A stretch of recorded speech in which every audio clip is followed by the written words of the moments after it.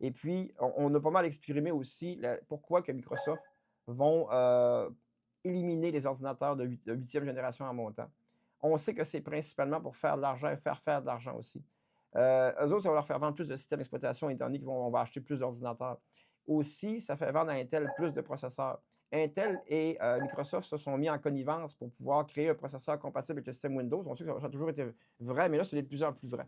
Les processeurs neuronaux des processeurs Intel, leur coprocesseur neuronal est vraiment optimisé pour le système Windows. Dans le fond, ce qu'on veut, c'est de faire passer tout le monde à l'intelligence artificielle éventuellement. Ça veut dire que ça prend les processeurs en conséquence. On pense que moins de 8e génération va mal supporter le calcul d'intelligence artificielle. Ça évite à Microsoft de faire trop de mises à jour sur des vieux PC. Ça leur enlève la rétrocompatibilité qu'ils ont besoin de supporter. C'est pour eux qu'ils l'ont fait, là. Fait que, puis je sais aussi que Microsoft ont perdu des adeptes, perdu des abonnements là, à cause de ça. Pas sûr qu'ils vont le refaire. Fait que c'était ça l'histoire un peu de la 8e génération d'Intel. Dans la communauté informatique, on le déplore, mais on ne contrôle pas Microsoft.